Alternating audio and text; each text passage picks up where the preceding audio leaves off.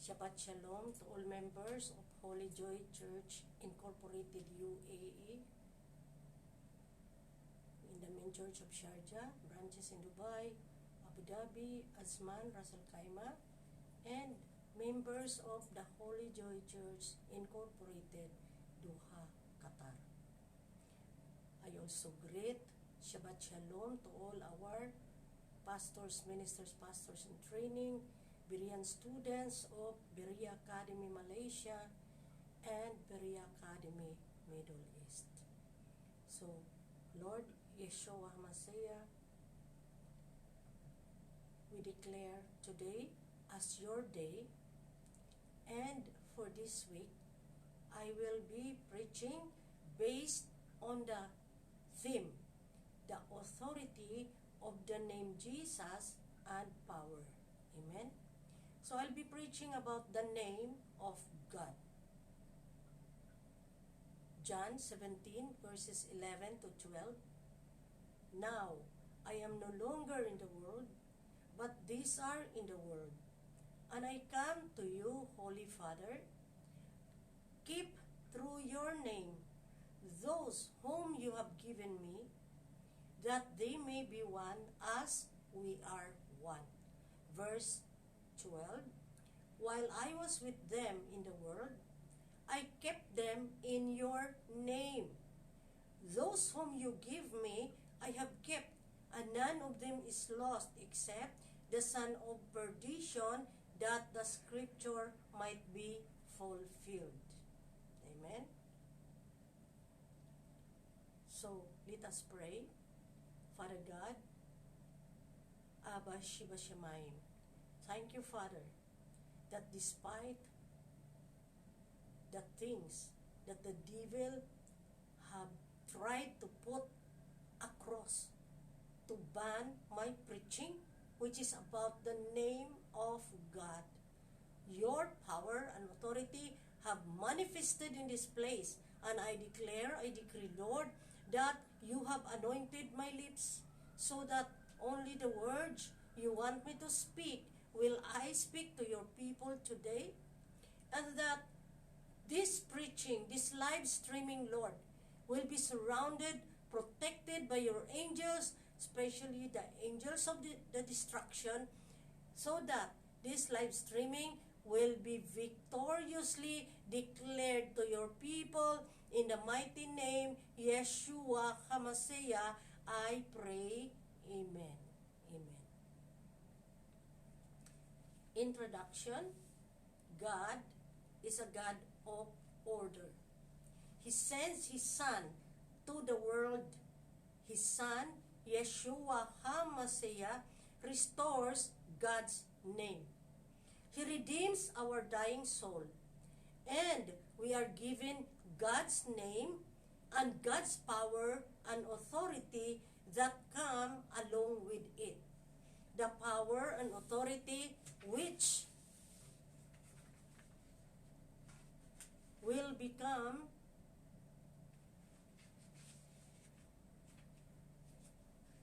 our weapon to defend and preserve ourselves until He comes again.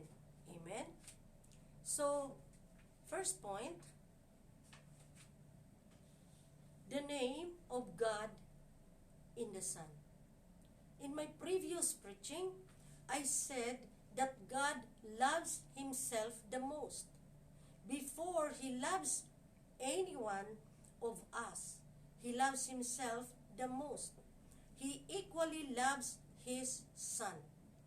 And all those who have known and believed in His Son, Yeshua HaMashiach, have received God's name and of course the power of His name.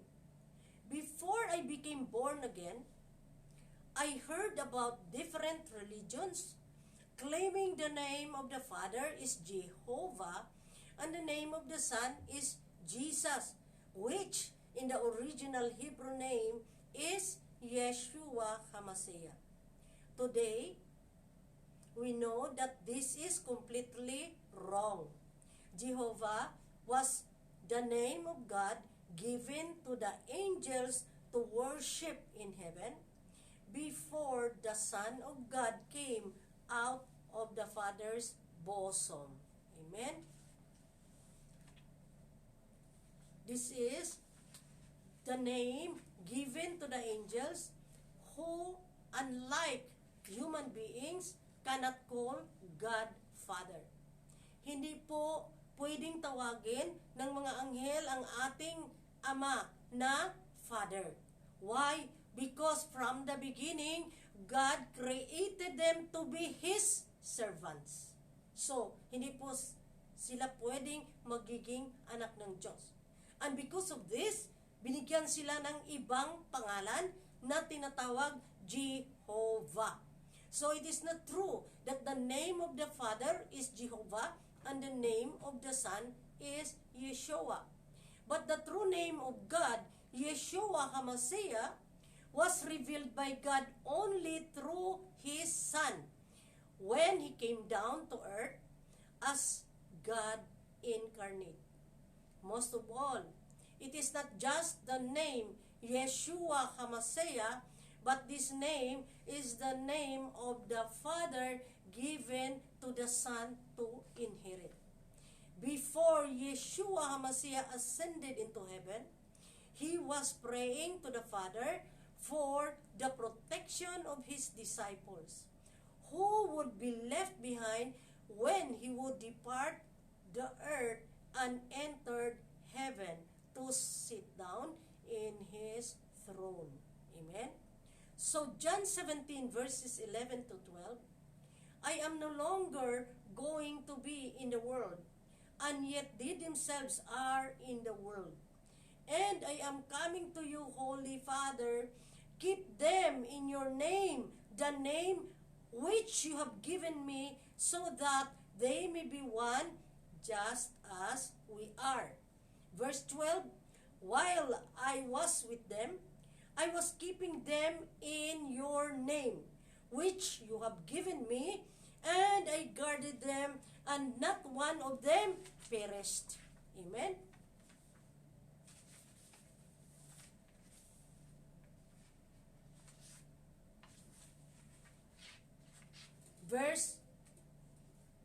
Verse 3, and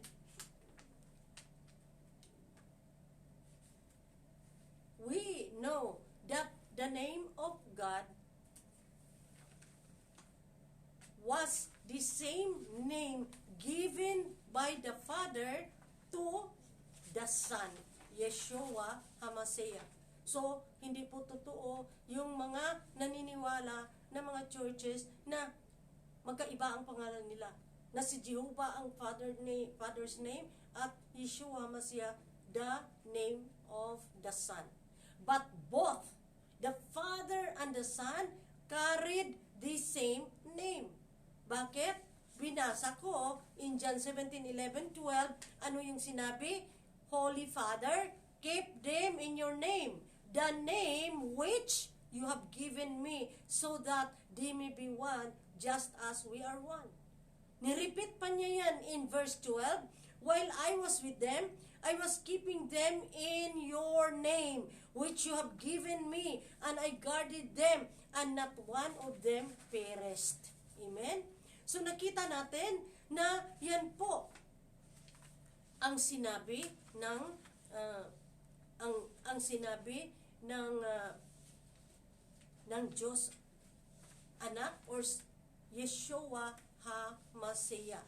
Yan po ang kanyang sinabi na ang pangalan na natanggap niya galing sa kanyang ama, the same name that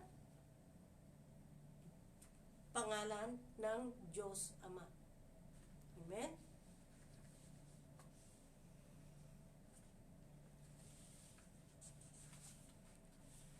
So,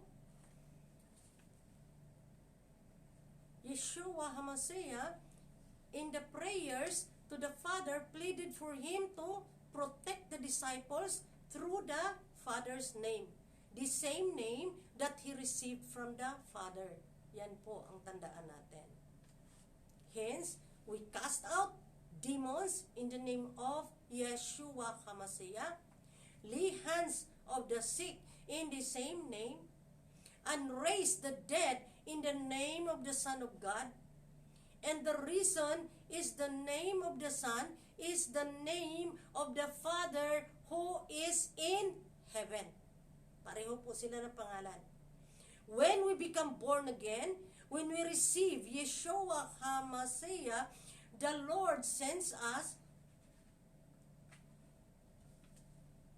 the Holy Spirit, which carries the same name and dwells in our heart.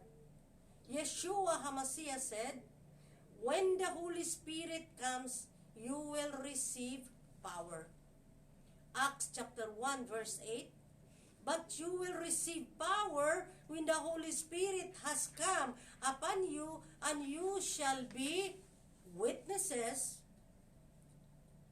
both in Jerusalem and in Judea and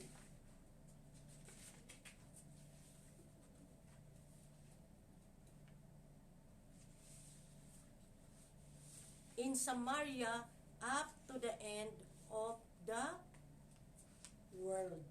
Amen?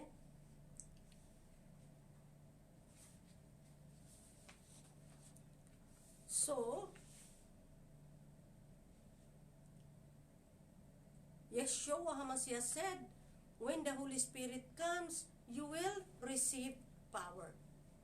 Acts chapter 1 verse 8, but you will receive power when the Holy Spirit has come upon you.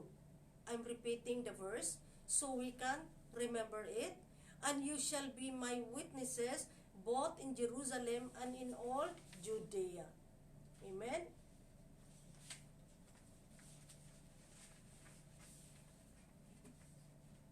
So, we know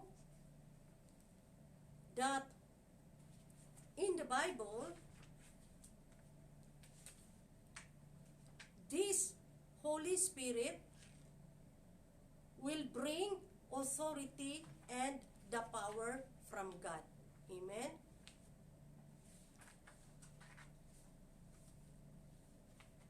And Hebrews 1:7, and regarding the angels, he says he makes his angels winds and his ministers a flame of fire. Why? Nakita natin that when the Holy Spirit came, then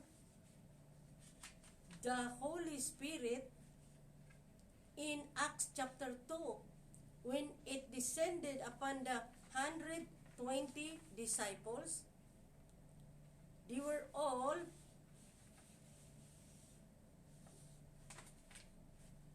all saw that tongues of fire came upon each one of them. Amen? Hence, many Christians believe that the Holy Spirit is the power. But it is not. The power of God is in the angels that come with the Holy Spirit. Remember that our God has created angels to guard us. But without the name of Yeshua HaMashiach in us, the angels will not come to protect us. Tandaan po natin. Hindi po automatic na magtawag ka, angels of the Lord. Anak ka ba ng Diyos? Dahil kung hindi po, wala po tayong authority to call upon the angels for help. Amen? Many churches believe that the Holy Spirit came during the Pentecost as tongues of fire. But they were wrong. The tongues of Acts chapter 2 verses 2 to 4 were the angels. Acts chapter 2 verses 2 to 4, and suddenly a noise like a violent wind came from heaven, and it filled the whole house where they were sitting. Amen? Verse 3, and tongues that looked like fire appeared to them, distributing themselves, and a tongue rested on each one of them. Verse 4, and they were all filled with the Holy Spirit and began to speak with different tongues as the Spirit was giving them the ability to speak out. Amen? So nakita natin, tongues of fire came. Kaya naniniwala sila na yun pong dumating na tongues of fire and rested on each one of the disciples. They consider it as the Holy Spirit of God. But we should understand that the Holy Spirit of God is Holy Spirit, which means it cannot be seen. Hindi po natin makikita. It is invisible. Therefore, hindi po pwede na ang nakita na tongues of fire is the Holy Spirit. But, I will say, Holy Spirit, because He is a Spirit, therefore invisible to the eyes of men. And the Bible says that God has appointed His angels to be fire and wind. So yun palang inappoint ng ating Diyos na buhay na Kanyang pinadala as tongues of fire. Hindi po ang Holy Spirit, kung hindi, they are the angels who escorted the Holy Spirit na pinadala ng ating Diyos na Ama in the name of Yeshua HaMashiach. Amen? Paano natin nalaman, Bishop, na ang tongues of fire, siya yung mga anghel? Sabi ko kanina, the Bible says that God has appointed His angels to be fire and wind. Saan natin makita? Hebrews 1 verse 7. And regarding the angels, He says, He makes His angels winds and His ministers a flame of fire. Amen? So, point number 2, the power of God's name. Power does not only mean casting of demons. There are many gifts we should receive, and there are many conditions on which we can be called and used by God. Amen? So, yan po ang katotohanan. Although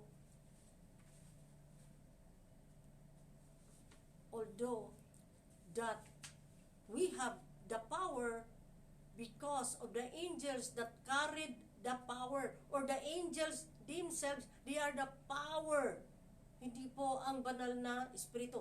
Banal na espiritu carries with it the authority, kingly authority of the Father in the name of the Son, Yeshua HaMashiach.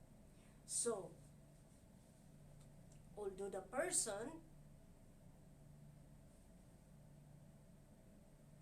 can cast out demons, but if he is disobedient, he has no power.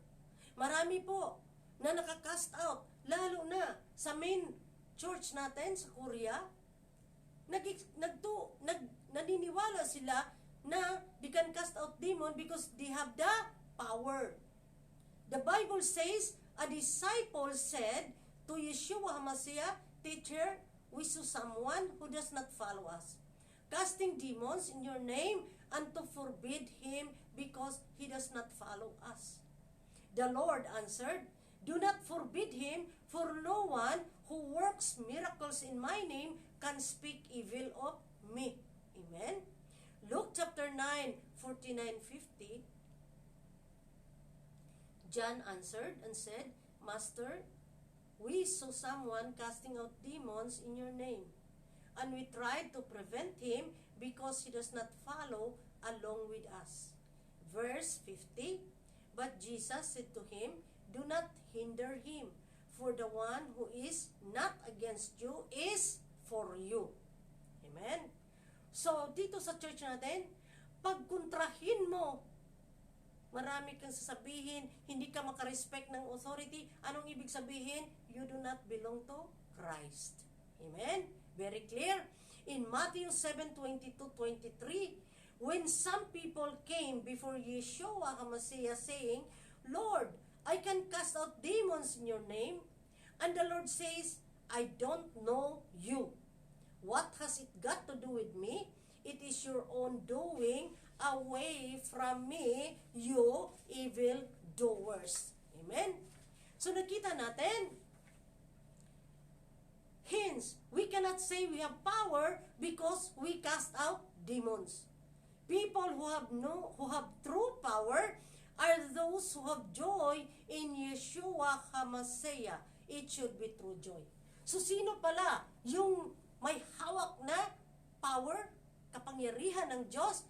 Yun pong may true joy in their hearts. Now, Holy Bible also mentions that people who have true power are those who have joy in Yeshua HaMashiach. It should be true joy. One soul must be filled with true joy. He must be joyful. Pag wala tayong joy sa ating puso, nag-serve nga na Panginoon, pero reklamador naman, paraging reklamo, paraging gatalak-talak, wala kang joy. Therefore, if we do not have the joy in our hearts, true joy in serving Yeshua HaMashiach, you do not have the power. Amen? People casting demons think that they are powerful because they cast out demons. But demons do not live because of the faces of the people driving them out from someone or because of their authority and power. The demons flee because of the power and authority of the name Yeshua HaMashiach, by whose name we command the demons to live. Amen? I-repeat ko, the demons flee. Lumayas ang demonyo because of the power and authority of the name Yeshua HaMashiach, by whose name we command the demons to live. So wala pong ibang makapagpalayas. Hindi dahil may power ka, but it's because of the power and authority of the name Yeshua HaMashiach. Even the demons know Yeshua HaMashiach and tremble. Pag marinig lang pangalan ng Panginoong Yeshua HaMashiach, ano ang gagawin ng mga demonyo? Nanginginig po sila, they shudder. James chapter 2 verse 19, you believe that God is one? You do well. The demons also believe and shudder. Amen?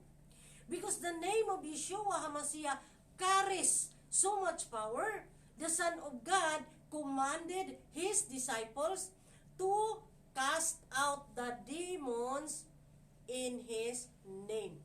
Mismo po ang ating Diyos na buhay, inutusan niya ang mga disciples niya bago siya umalis dito sa mundo at umakyat sa kalangitan to sit down on His throne. Demons live because Yeshua HaMashiach's name, not because they are afraid of any of the persons casting them out. Amen? Kaya mali po ng maraming nagsasabi na, ay, powerful ako, kaya nakakast out ako. It is not. Hindi sila natatakot sa atin. Isa lang ang kanilang kinatatakutan. Sino yon? Ang ating Diyos na buhay. At kung ating tawagin ang Panginoon, ang pangalan niya Yeshua HaMashiach to cast out the demons will live. Amen? Even then, it is not that the name of God's Son is powerless. There is nothing wrong with the name Yeshua HaMashiach. We cast out demons and lay hands of the sick. But this is not what power is all about. Casting of demons is all about the powerful name Yeshua HaMashiach. Nakita ninyo? Ano ang preaching ko ngayon? The name, the power, and the authority of the name Yeshua HaMashiach. So, anong nangyayari kahapon? May na-COVID, Hindi man lang pinaalam sa akin. So, risking all the lives of 8 others na kasama dito. Amen? So, dahil in-expose natin na nagpaggamit sila ng kaaway to refrain us from knowing the truth. Anong nangyayari? Matagal po ako nga nakastart ngayon. It's because ang mga pastors na dapat mag-assist sa akin, naglaho, biglang nawala. Wala man lang message na hindi sila maka-assist. So what is the intention? To stop me from preaching the gospel of God. But we should understand, if we are reading the Bible, that when we try to stop the gospel of God, the word of God, from being released, from being declared to the people of God, it is a curse. Amen? Curse po yan. So they are looking for curses in their life. Amen? So, ako po, sasabihin ko lang, dahil hindi nagbabasa ng Biblia, o kung nagbasa man, hindi talaga tiningnan kung naintindihan ba ang salita ng Diyos. Hindi po maganda yan. Dahil ang pinigilan mo, hindi po salita ko. Kung hindi man ako makapag-preach, ano ang hinadlagan dahil nagpaggamit ka ng kaaway, yan po ang salita ng Diyos. At hindi po yan makaapekto sa akin. Sino po ang magrereklamo dyan? Ang ating Diyos na buhay. Dahil hindi po ko po ito salita. Salita po niya. At ano? I am preaching right now the power and the authority of the name Yeshua HaMashiach. So it is very understandable na gusto ni Satanas na itong preaching na ito ay hindi ko ma-release, hindi ko ma-declare sa mga anak ng Diyos dahil nga takot nga sila sa pangalang Yeshua para walang ang power ng authority ng kanyang pangalan hindi po malaman ng mga tao. Amen? Sino po ang nakikinig? Ito po ang mga taong pinili ng Panginoon na makakaalam sa kapangyarihan at sa otoridad ng kanyang pangalan, Yeshua HaMashiach. Amen? Even then, it is not that the name of God's Son is powerless. There is nothing wrong with the name Yeshua HaMashiach. We cast out demons and lay hands on the sick. But this is not what power is all about. Casting out of demons is all about the powerful name Yeshua HaMashiach. Amen? Third point, joy in the heart to obey God. People with true joy in their hearts obey God and can truly obey God. Their souls are filled with joy when they obey God. Amen? So kung tayo ay nagiging anak ng Diyos, hindi tayo maka-obey, hindi natin masunod ang mga utos ng Diyos. Anong ibig sabihin? Wala kang joy, true joy sa ating puso. Amen? So sino pala ang humawak ng ating puso? Of course, si Satanas, dalawa lang yun eh. Kung hindi si Lord, di, siyempre, ang kaaway niya. Sino yon? Si Satan, or we call the devil. Amen? Though you cast out demons but do not obey the Son of God, you have no power. Kaya huwag nating iisipin na nakakast out tayo ng demons dahil we have the power. Wala po tayong power if we are not obedient to the Son of God. The Bible is very clear ang ating Biblia. In the Old Testament, prophets have the power through the infilling of the Holy Spirit of God. When they supplicate to God for answers of issues their kings desire to know from God. But there was no casting out of demons because the Son of God was still in the bosom of the Father. Kaya, basahin mo man ang ating Biblia from Genesis, the first book of the Pentateuch or the 5 books of Moses, until Malakay. Wala po tayong mababasa that ang mga alagad ng Diyos, lalo na ang mga propeta ng ating Diyos, nag-cast out ng demons. Wala po. Why? Because they don't have the authority. Kaya, we have to realize na hindi po power ang makapagpalayas ng demonyo, kung hindi authority or king's authority. Sino ang king? Yeshua HaMashiach. Only the authority of the king. Yan po ang makapagpalayas ng demonyo. That's why we should not think na tayo ay may power. Wala ka pong power. Hindi ka obedient. Reklamador ka.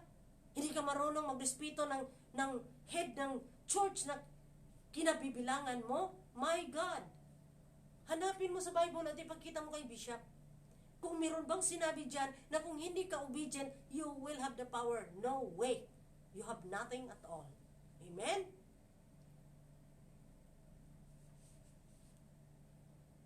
The authority of God to drive out the demons was not yet given to man. It was released to man only through the Son of God, to whom the Father handed over all powers and authority in heaven and on earth. Matthew 28 verse 18, and Jesus came up and spoke to them, saying, all authority in heaven and on earth has been given to me. Amen? So lahat ng mga authority, binigay na ng Diyos Ama sa kalangitan, mga authority sa kalangitan at dito sa lupa, matagal na tinurn over, binigay, ginagrant ng Diyos Ama to the Son. At sino yung Son? Yeshua HaMashiach. May nagtanong na isang member ng church. Ano ang tanong? Bakit palagi na lang na during the preaching, Yeshua HaMashiach, Yeshua HaMashiach? Bakit hindi minention ang Diyos Ama? Kung nakita ninyo, when I am praying the opening prayer, I always mention Father, our Father in heaven, Abba Sheba Shamayim, minention natin. But, during the process ng pag-preach, palaging minention natin Yeshua HaMashiach, because God, the Father, Abba Sheba Shamayim, has already turned over, has already granted everything in His power, including the authority to His Son, Yeshua HaMashiach. Kung baga, binigay na niya sa Diyos Anak, ano ang dapat na mahawakan niya, ano ang dapat ma-inherit niya mula sa kanyang Ama, Abba Sheba Shamayim. Amen? It is difficult to understand why people who cast out demons and the believers, they have power when it takes the authority of God to do it. But power will come through obedience. Very clear. Wala po tayong power at huwag po nating ipanghambog yan. Nakakast out ako ng demonyo dahil powerful po ako. Hindi po. Sino at ano ang bagay na makapagpalayas ng demonyo? Otoridad, kingly otoridad ng anak ng Diyos. Sino yon? Yeshua HaMashiach. At kung tayo hindi tayo obedient, hindi tayo marunong sumunod. Yeshua HaMashiach is the overall head of the church because bawat church is the body of Christ. Ngunit, kung sino ang hindi ninyo masunod ng head ng church dito sa lupa, anong ibig sabihin? Wala kang power. At wala kang authority. Hindi po ibigay ng Diyos. Amen? Hence, anyone disobedient to God, especially those who cannot respect their authorities, according to Hebrews chapter 13, basahin natin yan, will be stopped of the authority and definitely no power. Very clear. In my previous sermons, I mentioned that power was sent to us through God's angels. But when we are disobedient, would God send His angels to give us power? I don't think so. I didn't think so. That we are disobedient, tapos bigyan tayo ng Panginoon ng power, ng mga anghel na magdala sa atin ng power. Hindi po. May proseso po ang Diyos, walang shortcut.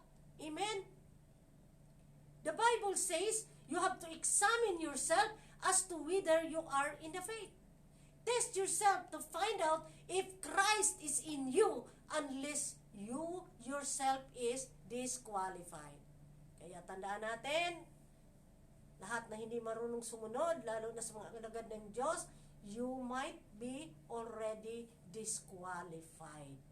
The Bible says that you have to examine yourself.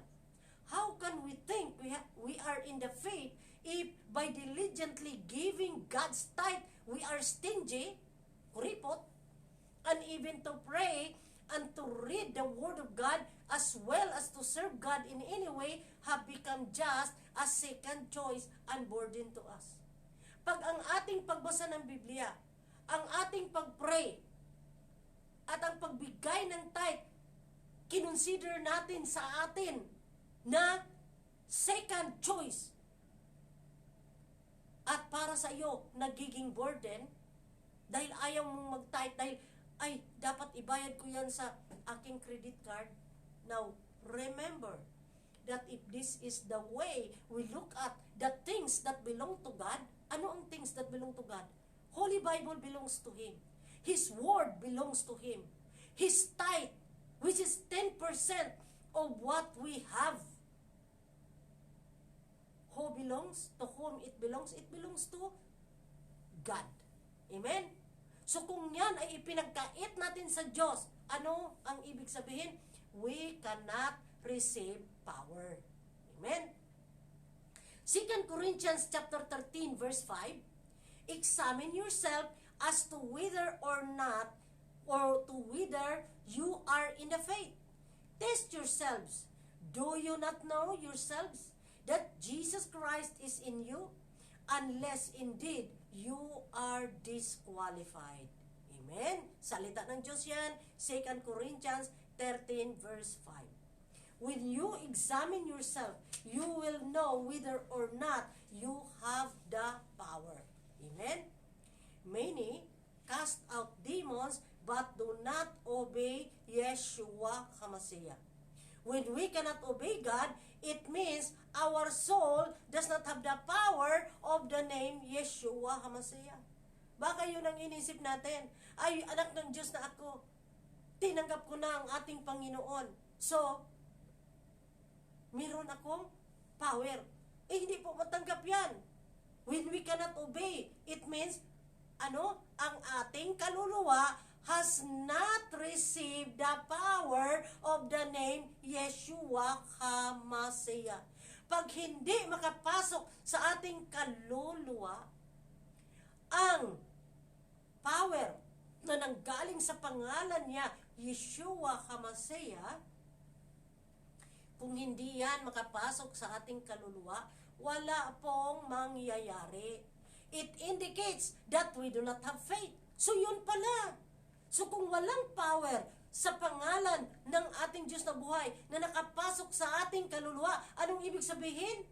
It means we do not have faith. Palagi kang magsabi, di ba kahapon may nagsabi na, ay walang faith. Kaya natatakot na mahawaan ng COVID. Uy, hindi po ganun. Ang nagsasalita pa naman, parang may faith. Bakit i-rebuke ng Lord kung may faith? So, ibig sabihin, wala. Amen? So, it indicates that we do not have faith. And in fact, we do not realize the importance of the relationship of our soul with God. Kung hindi natin na realize that our soul must have a healthy relationship with God, ano ang mangyayari?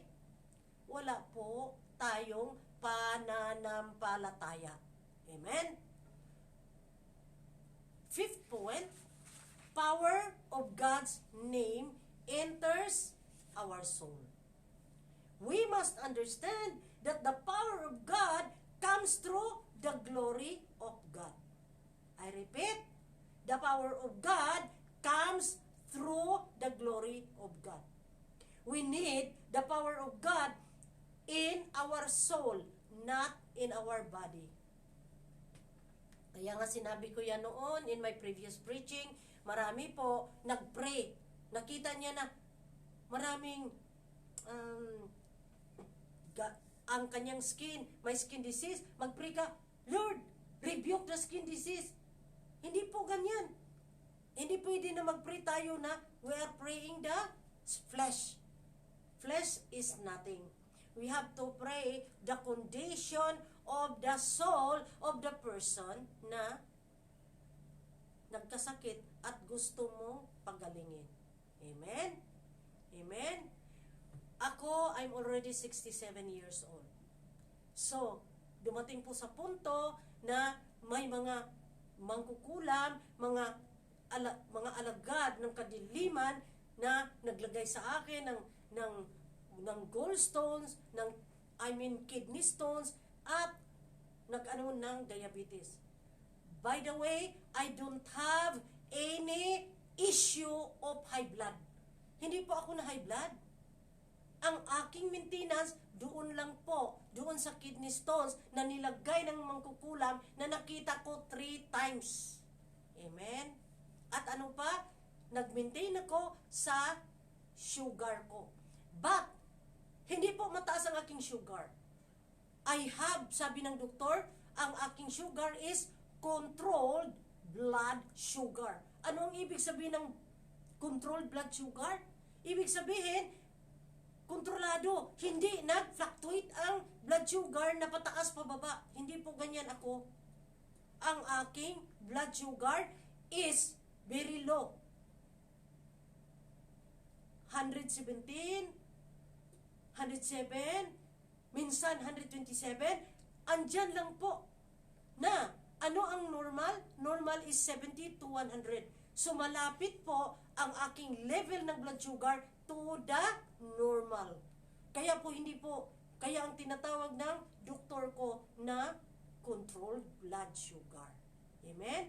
Hindi pa ako pareho sa iba na sobra kataas. Amen? But, mahirap po. Sabi ni Pastora Glenda na pag na-COVID kasi siya last time, pag ma-COVID, tataas ang imong blood sugar, tataas daw ang blood pressure. So, syempre, hindi man tayo natakot na pero ano ang sabi ni Lord? Binigyan ko kayo anak ng wisdom. So, ibig sabihin, dahil alam mo na meron kang faith, hindi ka na lang mag-ingat, binigyan tayo ni Lord ng divine wisdom so that maayos po ang ating paglakad. Amen? Yung nag-iisip na yan, na walang faith, tanungin natin ang sarili natin. Do we have the faith? Ano ang sinabi ko kanina? When the power of the name Yeshua HaMashiach does not enter your soul, wala ka pong faith. Yun po ang description ng Biblia. Magbasa tayo ng Bible. We have to read the Bible. Hindi po na magsabi, ay, meron akong faith. Totoo ba? Meron ka bang faith? Makita nga sa mga aksyon. Kaya if we really have the faith sa ating paglakad bilang alagad ng Diyos, makikita niyan. Bakit makita? Because we have true joy. Yun ang sinabi sa Biblia. When we have true joy, it means that we have received the power of God. And the true joy only comes to our soul and it comes to our heart when? Ano ang condition? When we are obedient. Kung sarili natin, hindi tayo maka-obey, pinalabas natin na tayo ay mas otoridad pa kaysa bishop, tanungin ko, meron ka bang faith? Utos ni Lord yan, Hebrews 13, you have to respect the authority na nilagay ko. Kung hindi mo yan masunod, tapos sabihin mo may faith ka. Kaya sabi ko, ang nagsabi niyan, take note, examine yourself. Ano yung sinabi ko kanina? Bakit ipa-examine? Ha? Baka nakalimutan yon. 2 Corinthians chapter 13 verse 5. Tandaan ninyo yan. 2 Corinthians 13 verse 5. Examine yourself and test yourself. Ano pa ang sinabi niyan? That unless that you are disqualified. Akala natin may fita, disqualified pala. Amen? Hindi po tayo magmalaki.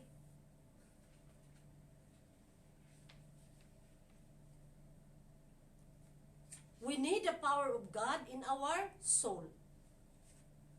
I was talking about blood sugar. Bakit ma-maintain mo magiging controlled sugar? Hindi po dahil ay uminom ka ng gamot. Even uminom ka ng gamot buong buhay mo, if there is no power in our soul to maintain na tayo po ay hindi magkakasakit dahil sabihin mo ganyan kalo ang sugar mo, pero po kung wala pong power ng Panginoon ang ating kaluluwa, yan, palagi tayong mahospital because of the blood sugar. Marami pong mangyayari sa mga blood sugar. Amen? Our soul is like a vessel that receives God's power. So tandaan po natin, saan matanggap ang ating power? Hindi po sa ating, not in our flesh.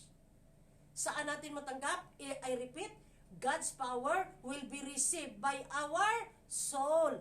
Kaluluwa natin po ang magtanggap sa kapangyarihan ng ating Diyos na buhay na nanggaling sa Kanyang mahalaga and most powerful name, Yeshua HaMashiach. We have to receive God's power into our soul to heal our physical illnesses. The power of God in our soul is applied to our body, but people ignore their own soul. Yan.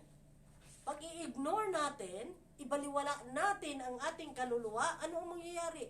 Ay hindi tayo maka-obey dahil baliwala sa atin yan. Hindi mo naisip na ang relasyon ng ating kaluluwa with God is very important. Diyan po tayo makapasok sa heavenly dwelling place of God. Amen?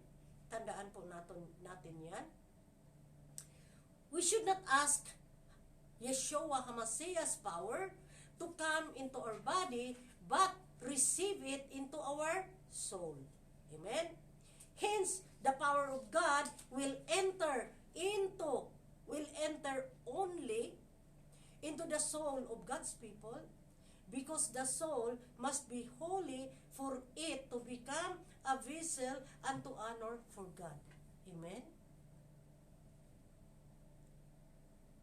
Pag hindi po holy, walang kabanalan ang ating kaluluwa, hindi rin makapasok ang power ng ating Diyos. Kapangyarihan niya, hindi po makapasok sa ating kaluluwa. Kaya importante po yan. Amen? Tingnan mo, maraming umiinom ng gamot ng high blood. Pero ilang taon na nag-inom ng gamot ng high blood. Anong nangyayari? Palaging umiinom, mataas pa rin ang high blood. Anong kulang? The power of God in the man's soul. Kailangan makapasok yan. Kinakita ko yan sa aking sarili. Noon, mataas ang aking blood sugar. Nung hindi ko pa alam na meron pala akong ganon. Pero after ko nalaman ang aking sarili na meron ganon, I keep on praying. I always ask the Lord to send to my soul the power of healing so that I can control my sugar. Kaya ganun po. Amen? Kailangan po yan.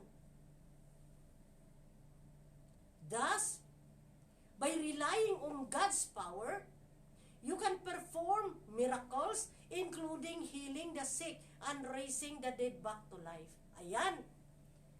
Marami po na nag-serve, ngunit may nakitaan ba natin na signs and wonders na nanggaling sa Lord? Wala. Ano nga ang problema? Walang power of the name Yeshua HaMashiach na nakapasok sa kaluluwa. Because without the power of the name Yeshua HaMashiach, anong ibig sabihin? We cannot perform the miracles, including healing the sick and raising the dead back to life. Amen? Amen? Alam ko si Jenny, nakikinig sa akin ngayon. Si Jenny, nakatapos na yan siya sa Berea. I bless her life. Saan kami nag-meet? Doon sa Kish Island. Inutusan ako ni Lord na mag-apply ng lisensya ng church doon sa Kish Island, Iran. But, pagdating ko doon, anong sabi ng Panginoon? Mag-fasting kayong magkakapatid. Kasama ko kasi si Pastor Rabet noon. Buhay pa ang aking kapatid noon. Now, we approach the manager of the hotel kung pwede, i-group namin sila dahil nga gusto ko ngang mag-evangelize. Dahil dyan sa Kiss Island, marami pong pumunta doon, wala pong alam tungkol sa ating Diyos na buhay. So, i-take advantage namin ng time na andun kami. But, sabi ng manager, hindi po pwede. Pero hindi kami huminto niyan. Ako at ang kapatid ko, sinabihan ni Lord, mag-fasting kayo. So, nag-fasting kami ng 3 days. On the 3rd day, binisita na namin room to room sa hotel. So, isa sa mga rooms na napuntahan namin at Jenny can testify to this, pumasok kami sa kanyang room. 6 or 8 ba sila doon, and I started preaching. Yan siya, nakita ko mukha lang. Dahil kasi, nagsuot yan siya ng, tawag nito, ng long sleeve at nagpantalon siya. Ang hindi ko pala alam, na si Jenny, meron pala siyang, anong tawag niyan, skin diseases, is sclerosis, hindi ako sure. Basta, meron pala siyang mga skin disease.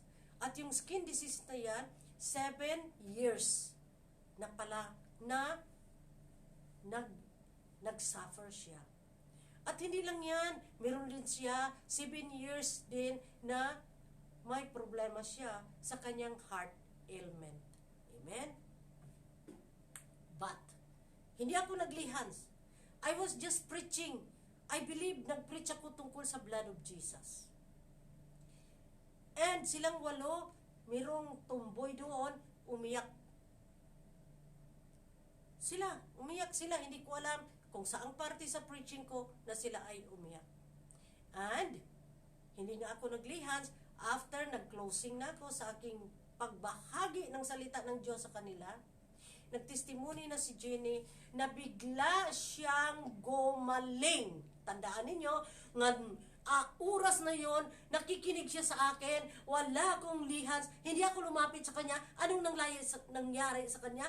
Because as I preach, the power of the name Yeshua HaMashiach nakapasok sa kanyang kaluluwa. That's why the Lord from the kaluluwa, pinapadaloy niya ang kanyang healing power to her physical body. That's why she was healed. Amen? Yan po ang example. Magpastor tayo, ilang taon, 7 years, 5 years, wala namang nangyari. Anong ibig sabihin? Ibig sabihin, the power of the name Yeshua HaMashiach has not entered our soul. Dahil kung hindi makapasok ang power ng Panginoon in our soul, we have no faith. Ano ang sabi ni Lord? By your faith, you are healed. Oh, paano? Walang faith nga. Kasi sinabi nga sa Biblia, kung hindi makapasok ang kanyang ang power ng kanyang pangalan, it means you have no faith. So kung wala kang faith, paano ka naman pagalingin? Amen? Amen? So, since our soul is sanctified by the blood of Yeshua HaMashiach, we can ask the Lord to give us His power to our soul. Amen? Nag-mention ako kanina na ang ating kaluluwa need to be holy. So, sino pala ang magpahuli sa ating kaluluwa? No other than the blood of Yeshua HaMashiach. Ang banal na dugo ng ating Diyos na buhay, yun lamang ang makapag-purify, makapag-sanctify ng ating kaluluwa. And then when our soul is sanctified, it is purified, it becomes holy, then we will be able to receive the power of the name Yeshua HaMashiach. Kaya ang miracles, signs and wonders will happen into our soul. Amen? Yan ang sabi ko. Maraming servants of God, wala man nangyari. Ginamit pa sila ni Lord para magpagaling? Wala. Pero pag chismis, number 1. Pag disobedience, number 1. So, meron bang pananampalataya? Wala po. Dahil ang salita ng Diyos po ang nagsabi niyan, hindi po ako, hindi po si Bishop. Amen? Thus, by relying on God's power, you can perform miracles, including healing the sick and raising the dead back to life. When Yeshua HaMashiach talks about the power, He means the power that accompanies the Holy Spirit when He comes. So the Holy Spirit comes with attendance. So when Yeshua HaMashiach was talking about the power, sabi niya, when the Holy Spirit, you will receive power when you will receive the Holy Spirit of God. Anong sabi niya? When the Holy Spirit shall come upon you, you will receive power. So ang power na sinasabi niya, yan po ang power na sasama, mag-accompany sa pagtanggap natin ng banal na Espiritu. Ano ang matanggap natin sa banal na Espiritu? Hindi po power. What is it? The kingly authority from the living God. Bakit kingly authority?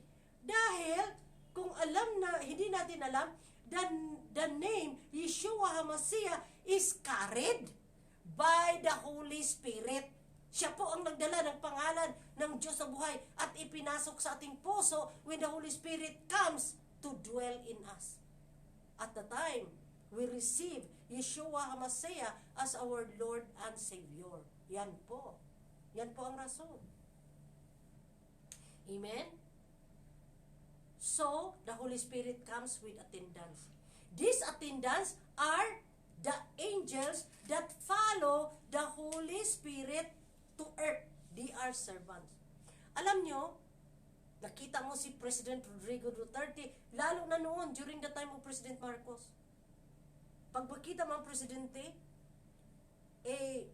small, anong tawag niyan? Pandak yun si President Marcos. Halos hindi mo siya makita. Why? Nakapaligid sa kanya ang mga guard. Maraming guard nakapaligid sa kanya. Ano yung guard? Attendance. Nag-attend sa kanya. Baka mamaya mayroong sharpshooter. Baka mamaya may kailangan yung kanyang kausapin na head of state. So, marami pong guard. The same thing that when the Holy Spirit of God came, sino ang parang sundalo ng banal na Espiritu? Mga anghel. That's why, ang mga anghel tinatawag na power. The finger of God. Amen? So, when Yeshua HaMashiach was crowned as God of heaven, with authority and glory in heaven, the Holy Spirit came with authority. Anong authority yun? Kingly authority. Because Yeshua HaMashiach, when He sat down on the throne, He became the God of heaven or the King of kings and Lord of lords. Dahil na kanyang tinanggap na ang kapangyarihan, ang glory of God, at ang name of God na nilagay ng ating Diyos, nilagay ng Diyos Ama doon sa kanyang trono. So when He sat down on the throne, natanggap niya po ang lahat na yan. Authority, glory in heaven, then the power of the name Yeshua HaMashiach. If the Son of God does not have the authority of His kingdom, the Holy Spirit cannot come. The Holy Spirit came down only after Yeshua HaMashiach sat on His throne and was glorified. Amen? This was the time the Son of God sat on His throne. The time He was glorified. Kaya kung naalala ninyo, after He resurrected, gusto siyang hawakan ni Mary Magdalene nung nagpakita siya doon. Pero, anong sabi ni Jesus? Do not hold me because I am not yet glorified. Anong ibig sabihin na glorified?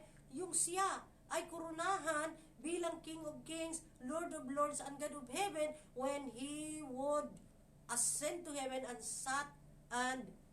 sit down on His throne as the inheritor of God's throne, name, power, and glory. Amen?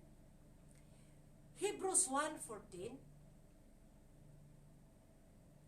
are they not all ministering spirits sent out to provide service for the sake of those who will inherit salvation? Sino ang sinasabi dito? Holy Spirit. Sabi ko, they are attended. Ang attendance niya are angels. Ano yung dala ng angels? The power of God. But, sino ba talagang mga anghel? Hebrews 1:14 said, they are all ministering spirits sent out to provide service for the sake of those who will inherit salvation.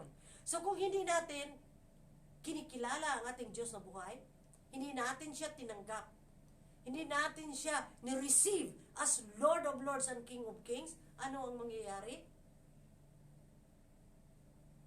The angels will not be sent to us because ang anghel ipadala lang ng Diyos to those who will inherit salvation. Kaya mag-evangelize po tayo dahil lalo na sa ating mga pamilya, parents, brothers, sisters, ating asawa, mga anak. Why? Because if hindi po sila ma-born again, they cannot receive the power, because ang power, yun ang mga anghel. Angels will not be sent to those hindi kilala ang ating Diyos sa buhay. Amen? They are only sent to those who will inherit salvation. So, we receive the power of God and become the servants of God, and as the body of Christ, we have the power and the authority of the Son of God. Amen? Last point, the power and authority in us. As children of God, we have both the power and authority of Yeshua HaMashiach. And we use our authority to cast out demons, that when we command them to leave, they will go. Amen? So, ang kailangan pala, authority to cast out demons. Kingly authority na dala ng banal na spirito, saan galing? From the Father, in the name of Yeshua HaMashiach. But, if we only have the authority without power, you are still be captive to demons. Why? It is useless. If demons say, I am going, and yet they don't leave. Palayas ka. Layas! Sabi naman ngayon sa demonyo, sige, aalis ako. Pero actually, hindi naman siya umalis. So useless yun. Meron ka nga authority to command the devil to leave, but without the power, wala pong mangyayari. Amen? Kung meron kang power, wala kang authority, hindi rin mangyari. If we only have the authority without power, you are still captive to demons. Authority is the king's right and authority. And we are the children of God. Therefore, we have the same authority of the king to command the demons to live. Amen? So, ang authority na andyan sa ating living God, Yeshua HaMashiach, is the same power that we receive. Amen? And the only way to receive the authority of King Jesus is to believe in Him as our Lord and Savior without faith in the Son of God. Amen? Ano yun? Paano natin matanggap ang kingly authority ni Yeshua? Matanggap natin po yan if we believe that Yeshua HaMashiach is our Lord and Savior, dahil magbigay po siya sa atin ng pananampalataya. Without faith, we cannot receive the Son of God. Amen? Nakita natin? May mga prerequisite siya. Hindi po dire-diretso. And the only way to receive the authority of King, tandaan natin, is for us to believe in the Son of God as our Lord and Savior. Amen? We must understand that when we believe in Yeshua HaMashiach, our sins are forgiven. Yan pala. So kung wala tayong pangalan ng ating Diyos sa atin, anong mangyari? Hindi po tayo makahingi ng tawad. So the only way, what we will receive when we receive the authority of the King and it goes to our soul, anong mangyari? Ang soul natin mag-push. He will push us so that we will ask forgiveness. Kaya ang mga tao na hindi makahingi ng tawad, anong ibig sabihin? Walang authority. Saan ang galing? Sa anak ng Diyos. Amen? Our sins are forgiven, however, we cannot keep on sinning. Now, tinanggap natin, nanghingi tayo ng tawad ni Lord, nagiging born again na tayo, but after tayo tumanggap sa Kanya as our Lord and Savior, continue pa rin tayong nagkakasala. Ano yung ginagawa natin noon, ginagawa pa rin natin ngayon. When we keep on sinning, we are challenging God. Kaya magalit ang Diyos. Nanghingi ng tawad sa akin, pinatawad ko na, ngayon, gumawa na naman. So, magagalit siya. Why? Because you are now challenging God. Gi-challenge mo ang Panginoon. To sin willfully, there is no longer sacrifice left. Amen? That is why we become born again only once. When we keep on sinning against God, we cannot receive the authority and we cannot cast out the demons. Amen? The result, the demons will continuously attack us left and right, and we become helpless because our sins will cover the ears and eyes of God. Amen? Kung hindi tayo nakahingi po ng tawad, anong ibig sabihin? Hindi po tayo maririnig ng Diyos. Why? Our sins will cover His ears and His eyes. Isaiah 59 verses 1 and 2. Behold, the Lord's hand is not so short that it cannot save, nor is His ear too dull that it cannot hear. Verse 2, but your wrongdoings have caused a separation between you and your God, and your sins have hidden His face from you so that He does not hear. Amen? So ang ating kasalanan, magtago, takpan ng ating Diyos ang kanyang mga tinga upang hindi niya marinig ang ating mga daing at hindi niya makikita ang ating mga hitsura nung tayo ay nag-iyak-iyak. We have to remember that there is no shortcut processes to be a child of God. It does not back, it goes back to receiving Yeshua HaMashiach first as our Lord and Savior by praying the sinner's prayer, after which we need to obey God and avoid intentional sinning or willfully sinning against God. If we sincerely love God, believe in Him with all our heart, with all our mind, with all our soul, and with all our strength, then there is no reason why we cannot obey God. I-repeat ko, kaya hindi tayo makapag-obey sa Panginoon. Why? Because the sincere love natin, and we believe in Him, sa ating Panginoon, with all our mind, with all our heart, with all our soul, and with all our strength, then there is no reason why we cannot obey God. Kung yan po ang sitwasyon natin, true and true, we can obey God. Let me therefore encourage you now to receive and accept the Son of God with your mouth and believe in your heart that He is your Lord and Savior, and you will be definitely in step 1 of the process. Sinabi ko na mahaba po ang proseso, but we can start with step 1 by receiving Yeshua HaMashiach as our Lord and Savior. There is no ritual needed. Only a simple but sincere confession that you acknowledge Him as your Lord and Savior. Then you will be taken over by the Holy Spirit of God. When the Holy Spirit comes, you receive the power, and through the Holy Spirit, you receive the kingly authority. Those who are ready to acknowledge the Lord, let me lead you now to a sinner's prayer and to follow me in an audible voice. Amen? Let us pray. Yung gustong tanggapin ng Panginoon sa araw na ito, because this message has touched your heart, then let us pray. Father God, in heaven, I am grateful for your love.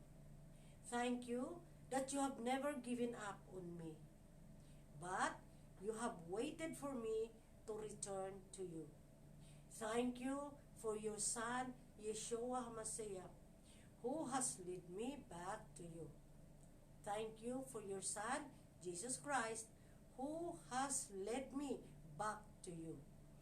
Lord Jesus of Nazareth, forgive me of all my sins. Help me also to forgive those who have sinned against me. I invite you now to enter into my heart and to dwell in it as my Lord and Savior forever. I am ready to submit to water baptism, to publicly declare that I am now your child. Write my name in the book of life so that I will be with you in your heavenly dwelling place on Judgment Day. Amen, amen, and amen. Conclusion. Our Lord Yeshua HaMashiach has already died and resurrected. He has already fulfilled the works of God on earth and in heaven.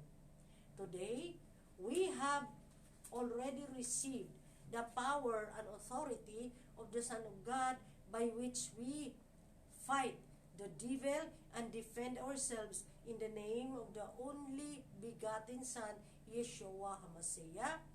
He has also sent His angels to minister to us and to help us drive out the demons from us.